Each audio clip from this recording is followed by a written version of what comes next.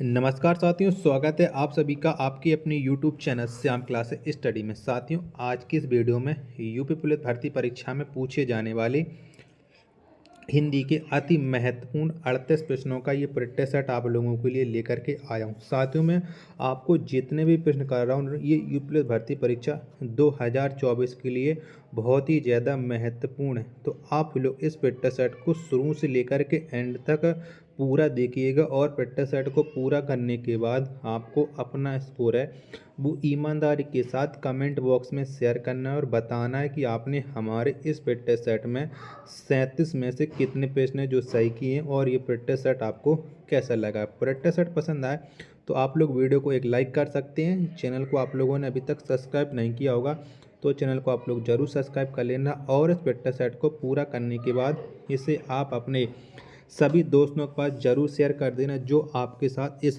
भर्ती प्रक्रिया में सफलता पाने के लिए दिन रात मेहनत कर रहे हैं, क्योंकि इतनी बड़ी भर्ती प्रक्रिया यूपी में पहली बार होने जा रही है। तो सभी लोग प्रैक्टिस सेट को पूरा करना है। तो चलिए फिर शुरू करते हैं आज का अपना ये हिंदी के अति महत्वपूर्ण 37 प्रश्नों का ये प्रैक्टिस सेट।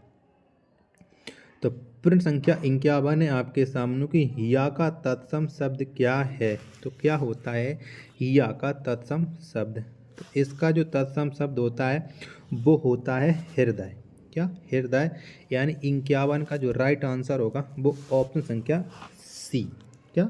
ऑप्शन संख्या सी इसका राइट आंसर हो जाएगा।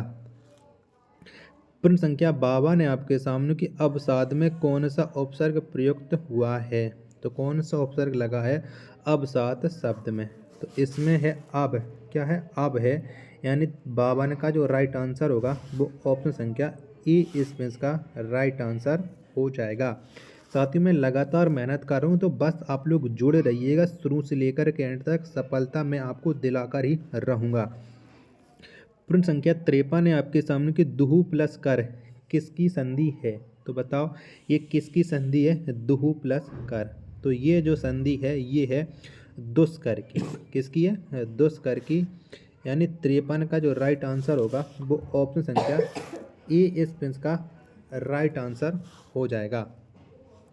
चलिएगा अब आपके सामने है प्रश्न संख्या 54 कि गगन चुंबी का समास विग्रह क्या है।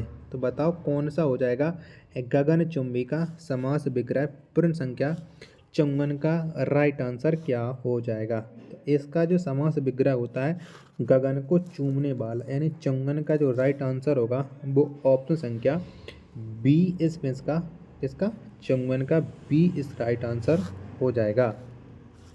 चलिएगा प्रश्न संख्या 55 है आपके सामने कि जिसे लांघना बहुत कठिन हो का क्या अर्थ है। तो बताओ इसका क्या अर्थ हो जाएगा कि जिसे लांघना बहुत कठिन हो।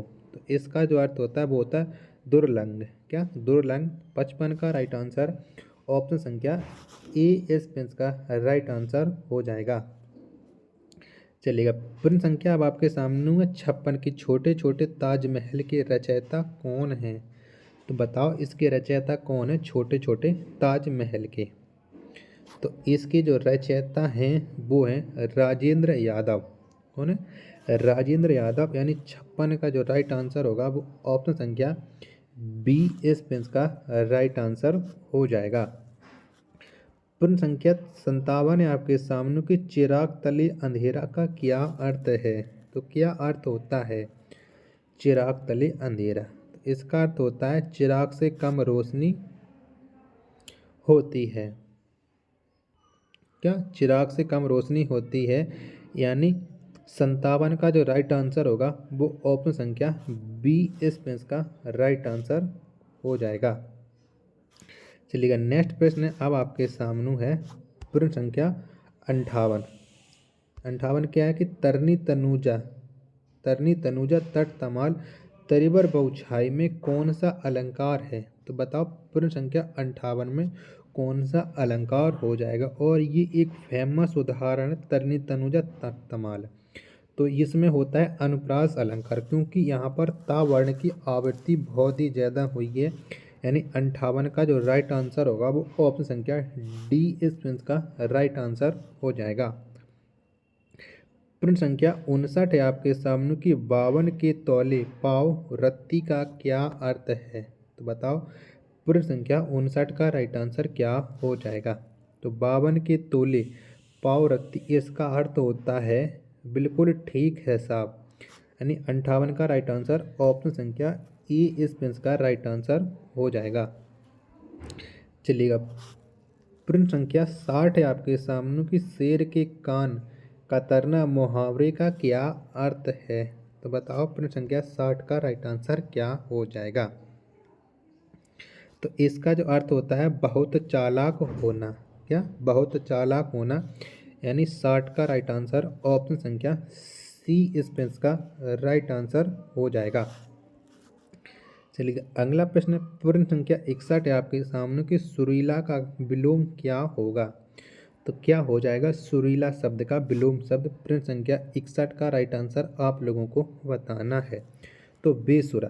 क्या? बेसुरा प्रश्न संख्या 61 का राइट आंसर हो जाएगा। ऑप्शन संख्या डी इस प्रश्न का राइट आंसर हो जाएगा। चलिएगा प्रश्न संख्या 62 है आपके सामने कि निम्नलिखित में से कौन सी पूर्वी हिंदी की बोली है। तो इनमें से कौन है पूर्वी हिंदी की बोली बताइएगा। तो बघेली। या बघेली ये पूर्वी हिंदी की बोली है। 62 का राइट आंसर ऑप्शन संख्या ए इस प्रश्न का राइट आंसर हो जाएगा। चलिएगा प्रश्न संख्या 63 है आपके सामने कि निम्नलिखित में से कौन सी पहाड़ी भाषा की बोली है। तो बताओ इनमें से कौन सी है पहाड़ी भाषा की बोली। तो गढ़वाली, कुमायूनी, पश्चिमी हिंदी, ये सभी हैं पहाड़ी भाषा की बोली, यानी 63 का जो राइट आंसर होगा वो ऑप्शन संख्या डी इस प्रश्न का राइट आंसर हो जाएगा। चलिएगा प्रश्न संख्या 64 है आपके सामने कि दैजू कहानी किसकी रचना है। तो किसकी रचना है दैजू कहानी। तो ये जो रचना है वो है शेखर जोशी की। किसकी? शेखर जोशी की। 64 का राइट आंसर ऑप्शन संख्या बी इस प्रश्न का राइट आंसर हो जाएगा। चलिएगा प्रश्न संख्या 65 है आपके सामने कि जूही की कली किस कवि की प्रथम रचना है। तो ये कौन से कवि की प्रथम रचना है जूही की कली। तो ये जो रचना है जूही कली वो है सूर्यकांत त्रिपाठी निराला की, यानी 65 का राइट आंसर ऑप्शन संख्या ए इस प्रश्न का राइट आंसर हो जाएगा। चलिएगा प्रश्न संख्या 66 है आपके सामने कि ऋण जल धन जल किसका रिपोर्तार्ज है। तो ये किसका रिपोर्तार्ज बताओ। प्रश्न संख्या 66 का राइट आंसर क्या हो जाएगा। तो ये फुडेश्वर नाथ रेणुका, यानी 66 का आंसर ऑप्शन संख्या ए इस प्रश्न का राइट आंसर हो जाएगा। साथियों वीडियो पसंद आ रही तो प्लीज़ वीडियो को आप एक बार लाइक जरूर कर देना। चलिएगा प्रश्न संख्या 67 है आपके सामने कि कौन सी रचना रेणु की नहीं है, यानी इनमें से एक रचना है जो फुडेश्वर नाथ रेणु की नहीं है, वो आपको बताना है। प्रश्न संख्या 67 का राइट आंसर क्या हो जाएगा। तो फटाफट से कमेंट बॉक्स में बताइएगा। और इनकी जो फेमस रचना है मैला आंचल, ये तो आपको पता ही है। तो देहाती दुनिया ये नहीं है। तो 67 का जो राइट आंसर होगा वो ऑप्शन संख्या डी इस प्रश्न का राइट आंसर हो जाएगा। चलिएगा प्रश्न संख्या 68 है आपके सामने कि कौन सही सुमेलित है। तो इनमें से एक तरफ कवि दिए गए और एक तरफ उनकी रचनाएं दिए गई, तो बताइएगा कि कौन है जो एकदम सही करेक्ट मिलान है। तो निर्मल वर्मा की अंतिम अरण्य है, बाकी की जो रचना है वो सब गलत हैं। तो 68 का राइट आंसर ऑप्शन संख्या ए इस प्रश्न का राइट आंसर हो जाएगा। चलिएगा प्रश्न संख्या 79 है आपके सामने, सॉरी 79 नहीं 69 है आपके सामने कि कौन सही सुमेलित नहीं है। तो इनमें से एक तरफ दिए गए कवि और एक तरफ दिए गए उनकी रचनाएं, तो बताओ कौन है वो सही नहीं है। तो कोसी का घटबार ये मोहन राकेश की नहीं है बस, और सबकी सुमेलियत है। प्रेमचंद की सदगति है, रेणु की है रसप्रिया, और अमरकांत की है जिंदगी और झोंके, यानी 69 का राइट आंसर ऑप्शन संख्या डी इस प्रश्न का राइट आंसर हो जाएगा। चलिएगा प्रश्न संख्या 70 है आपके सामने कि सा के उच्चारण में जीहा किस अंग को स्पर्श करती है? तो बताओ कौन से अंग को स्पर्श करती है? सा। तो सा के उच्चारण में तो जीहा यानी जीभ ये मूर्धा को स्पर्श करती है। तो 70 का जो राइट आंसर होगा वो ऑप्शन संख्या बी इस का राइट आंसर हो जाएगा। चलिएगा प्रश्न संख्या 71 है आपके सामने कि बा का उच्चारण स्थान है। तो कौन हो जाएगा बा का उच्चारण स्थान? तो इसका जो उच्चारण स्थान होता है वो कंठोष्ठाय होता है, यानी 71 का जो राइट आंसर होगा वो ऑप्शन संख्या ए इस का राइट आंसर हो जाएगा। नेक्स्ट प्रश्न संख्या 72 है आपके सामने कि वायुवृद्ध का संधि विच्छेद क्या होगा? तो कौन सा हो जाएगा? तो जो वायुवृद्ध इसका जो संधि विच्छेद होता है वो होता है वया प्लस वृद्ध, यानी 72 का जो राइट आंसर होगा वो ऑप्शन संख्या सी इस का राइट आंसर हो जाएगा। चलिएगा अगला प्रश्न अब आपके सामने है प्रश्न संख्या 73 प्रश्न है कि संकल्प का संधि विच्छेद क्या होगा? तो बताओ इनमें से संकल्प शब्द का संधि विच्छेद कौन सा हो जाएगा? प्रश्न संख्या 73 का राइट आंसर क्या हो जाएगा?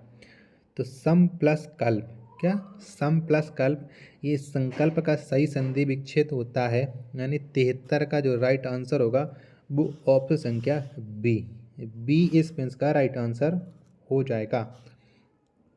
चलिए नेक्स्ट प्रश्न है आपके सामने प्रश्न संख्या 74 है आपके सामने कि भो प्लस अन की सही संधि है। तो इसकी सही संधि क्या हो जाएगी भो प्लस अन की? तो ये होती है भवन, क्या भवन। जो 74 का राइट आंसर ऑप्शन संख्या बी इस का राइट आंसर हो जाएगा। साथियों वीडियो पसंद आ रही तो प्लीज़ वीडियो को एक बार लाइक आप लोग ज़रूर कर देना है।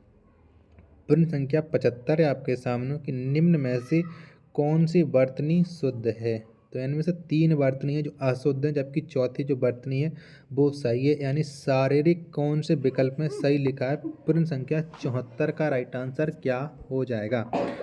तो जो शारीरिक ये ऑप्शन संख्या सी वाला सही लिखा है। तो 75 का राइट आंसर ऑप्शन संख्या सी इस का राइट आंसर हो जाएगा। चलिएगा अगला प्रश्न है आपके सामने प्रश्न संख्या है 76 कि किस शब्द की वर्तनी शुद्ध है? तो बताओ इनमें से किसकी जो वर्तनी है वो शुद्ध है? प्रश्न संख्या 76 का राइट आंसर क्या हो जाएगा? तो बताओ 76 की कौन की वर्तनी शुद्ध है? तो हिंदुस्तान, क्या हिंदुस्तान जो लिखा है एकदम वो करेक्ट लिखा है। तो 76 का जो राइट आंसर होगा वो ऑप्शन संख्या डी इस का राइट आंसर हो जाएगा। नेक्स्ट प्रश्न प्रश्न संख्या 77 है आपके सामने कि राम बहुत तेज विद्यार्थी है, इस वाक्य में बहुत क्या है? तो क्या है बहुत, ये बताओ प्रश्न संख्या 77 में। तो बहुत ये एक प्रिविशेषण है, क्या क्या विशेष प्रिविशेषण है, ये विशेषण की विशेषता बता रहा है। तो आप समझ लीजिएगा 77 का जो आंसर होगा वो ऑप्शन संख्या सी इस का राइट आंसर हो जाएगा। चलिएगा अगला प्रश्न संख्या 78 है आपके सामने कि सुख दुख के मधुर मिलन से यह जीवन हो परिपूर्ण, फिर घन में ओजल हो शरीर, फिर शरीर में ओजल हो घन। इन पंक्तियों में से किस अलंकार की व्यक्ति है, यानी इनमें कौन सा अलंकार है ये आपको बताना है। प्रश्न संख्या 78 का राइट आंसर क्या हो जाएगा? तो इसमें दृष्टांत अलंकार, यानी 78 का आंसर ऑप्शन संख्या बी इस का राइट आंसर हो जाएगा। चलिएगा प्रश्न संख्या 79 आपके सामने कि भेद खुलने के अर्थ को व्यक्त करने वाला मुहावरा है। तो कौन सा हो जाएगा प्रश्न संख्या 79 का राइट आंसर? तो भेद खोलने के अर्थ में जो मुहावरा होता है वो होता है कलाई खुलना, यानी 79 का आंसर ऑप्शन संख्या ए इस का राइट आंसर हो जाएगा। चलिएगा नेक्स्ट प्रश्न संख्या 81 है अब आपके सामने कि सूर्योदय हुआ और सड़कों पर चहल पहल थी। सूर्योदय हुआ और सड़कों पर चहल पहल थी, यह वाक्य है। तो बताओ प्रश्न संख्या 80 का राइट आंसर क्या हो जाएगा? तो यह जो वाक्य है वो संयुक्त वाक्य है। तो 80 का जो राइट आंसर होगा वो ऑप्शन संख्या सी इसका राइट आंसर हो जाएगा। चलिएगा, प्रश्न संख्या 81 है अब आपके सामने कि निम्नलिखित में कौन सा शब्द सम उपसर्ग से बना है। सीधी बात ये है कि इनमें से कौन से विकल्प में सम उपसर्ग लगा है। प्रश्न संख्या 81 का राइट आंसर क्या हो जाएगा? तो संकल्प। क्या? तो जो संकल्प शब्द इसमें सम उपसर्ग है, तो 81 का जो राइट आंसर होगा वो ऑप्शन संख्या सी इसका राइट आंसर हो जाएगा। प्रश्न संख्या 82 है आपके सामने कि नीलांबर किस समास का उदाहरण है। तो कौन सा समास होता है नीलांबर में, ये आपको बताना है। तो नीलांबर इसमें होता है बहुव्रीहि समास। तो 82 का राइट आंसर ऑप्शन संख्या डी इसका राइट आंसर हो जाएगा। चलिएगा, प्रश्न संख्या 83 है आपके सामने कि जिस पर कोई अंकुश नहीं हो के लिए एक शब्द है। तो इसके लिए एक शब्द क्या हो जाएगा? प्रश्न संख्या 83 का राइट आंसर। तो जिस पर कोई अंकुश नहीं हो, इसके लिए एक शब्द होता है निरंकुश। 83 का आंसर ऑप्शन संख्या ए इसका राइट आंसर हो जाएगा। चलिएगा, अगला प्रश्न है आपके सामने। प्रश्न संख्या है 84 कि निम्न में से कौन सा शब्द शुद्ध है, यानी इसमें मृत्युंजय। क्या? मृत्युंजय की वर्तनी कौन सी सही लिखी गई है, ये आपको बताना है। प्रश्न संख्या 84 का राइट आंसर। तो बी ऑप्शन में जो मृत्युंजय लिखा है ये एकदम करेक्ट है। तो 84 का आंसर ऑप्शन संख्या बी इस प्रिंस का राइट आंसर हो जाएगा। प्रश्न संख्या 85 आपके सामने कि मितभाषी शब्द का विपरीतार्थक शब्द क्या है। तो कौन सा हो जाएगा? तो मितभाषी। तो इसका जो विपरीतार्थक होता है वो होता है वाचाल। क्या? वाचाल। तो 85 का जो राइट आंसर है वो ऑप्शन संख्या ए इस का राइट आंसर हो जाएगा। प्रश्न संख्या 86 आपके सामने कि निम्नलिखित में से कौन सा गुणबोधक विशेषण नहीं है। तो बताओ इनमें से कौन सा है जो गुणबोधक विशेषण नहीं है। 86 का राइट आंसर क्या हो जाएगा? तो 50। क्या? 50 इसमें गुणबोधक विशेषण नहीं है, बाकी के अच्छा भला सीधा इसमें गुणबोधक विशेषण है। तो 86 का राइट आंसर ऑप्शन संख्या डी इस का राइट आंसर हो जाएगा। तो साथियों, अगर आपको ये प्रैक्टिस सेट पसंद आया तो वीडियो को आप लोग लाइक कर देना। चैनल को आप लोगों ने अभी तक सब्सक्राइब नहीं किया होगा तो चैनल को आप लोग जरूर सब्सक्राइब कर लीजिएगा। मिलते हैं अपन नेक्स्ट वीडियो तथा नेक्स्ट प्रैक्टिस सेट में। तब तक के लिए धन्यवाद। जय हिंद मेरे प्यारे साथियों। और इस प्रैक्टिस सेट को अपने सभी दोस्तों के पास शेयर करना ना भूलना।